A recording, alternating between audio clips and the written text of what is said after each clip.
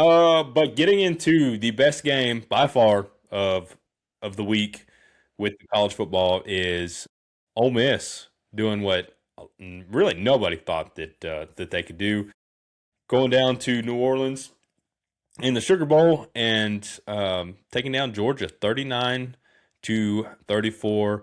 Big heroics that were played from Trinidad Chambliss in this one. It was, he had to be Superman for this to get done. He was 30 of 46, 362 yards, two touchdowns, no interceptions. He also ran the ball, four times for 14 yards. All 14 of those yards were huge. They needed them. Quan Lacey carried the ball 22 times for 98 yards and two touchdowns. They ran the ball 27 times for 111 yards as a football team. So really put the rock in Quan Lacey's hands. If you look at Harrelson Wallace III, came up huge again for him, 9 catches, 156 yards, and a touchdown. Stribling also had a big game, 7 catches, 122 yards. Georgia on the other end, no slouches. Gunnar Stockton, 18 of 31, 203 yards, one touchdown, no interception. Nate Frazier ran the ball 15 times for 86 yards. Gunnar Stockton added another 20 yards on the ground and two touchdowns with his legs as well. So Gunnar made the plays, did what he needed to. Kudos to that guy. He's a warrior. Really goes out there and leaves it on the table. But man, Trinidad Chambliss, he's the one that made the big plays at the right time than he needed to. Multiple times looked like maybe Georgia was going to get him locked up, and he was able to move around, be Houdini, so to speak, and just make it happen. So they kicked the field goal with like 6 seconds left, I think it was, and then they got a safety.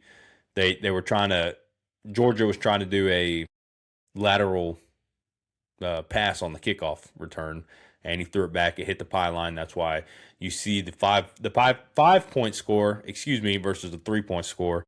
But yeah, the Rebels continue without Lane Kiffin. That's the big story. Of course, Lane's going to be tied to this as far as they go.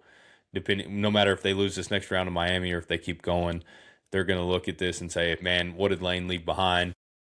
You still get the things of, "Hey, this is Lane's team." Pete Golding. Excuse me, I dropped the hard R again. It is Pete Golding. You know, he just inherited this. He didn't really, do anything to get this team going. You're going to have the back and forth as far as what is Charlie Weiss and these other offensive coaches? Is Lane going to let them stay at Ole Miss and continue to coach, or is he going to make them go to LSU with them? There's already conversation of when they were there in New Orleans. Charlie Weiss didn't go back with the team. He stayed and he worked, and maybe some other offensive coaches did too, instead of going back getting ready for Miami, which was a quick week turnaround that they needed to be there, hands on deck. But apparently they were all there Saturday getting stuff ready, but they don't know. Pete Golding doesn't know who's going to show up, who's not going to show up. That's just got to be a mess. I don't know how you look at that. And as a team, I see as players you're motivated and you want to go, but as coaches, getting a game plan together and being there and doing all this stuff, when you have a coach that left this program and abandoned them and went somewhere else, is wanting to build his own things and use his resources and his people to go out and build this team. It's got to be really hard. But man, Ole Miss surprised me. I really thought Georgia was going to come out and let them play close for a little while and then just do what Georgia does and wear them out, blow them out, have some really big explosive plays, be able to limit Trinidad Chambliss a little bit. Not so much him, but his playmakers, not let him, get up the field as much and have those big plays that you saw there. So, kudos to Ole Miss. I'm happy they won. I've been big on Trinidad all year. He's been a great quarterback, and it's really cool to see. Yeah. So Yeah, this game was very entertaining.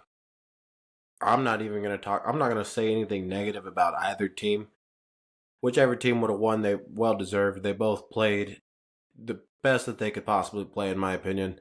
It came down to a strange decision, nonetheless. I'm surprised Kirby went and manned up in that situation where they got that big pass to put them in field goal range. That was odd, especially with no safety help over the top. Strange timing. It happens. Maybe it was a miscommunication. Late in the game, you're exhausted, lots going on, high pressure moment, but I was thoroughly surprised by that. Not to say that they wouldn't have got down there anyways, but the timing of it was not good. But all in all, this whole game was a ride. I mean, I kind of felt like at the start of the fourth and that whole fourth quarter as it was going on that it was going in the same direction that that first matchup went. And in my head, I was like, here we go. Here comes Georgia finally wearing them down. This is where Georgia takes over and finishes the ball game out. And Georgia's going to move on.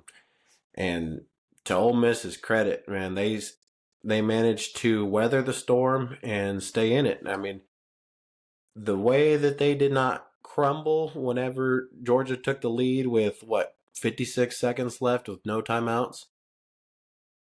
At that point, I was like, this is ball game. This is it. And they stood in the pocket and came storming back. So it was a hell of a game. I mean, all the way around, hell of a game. I'm surprised. I also had a thought about midway through the fourth that I was watching the national championship right there.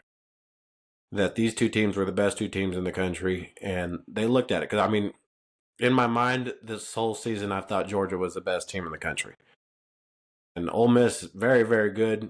And that first bout, thought maybe it was a fluke on Georgia's part, but then you're watching it happen a second time, and you start thinking, okay, Ole Miss is the real deal also.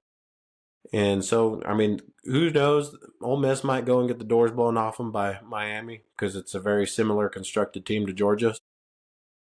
Man, hell of a game.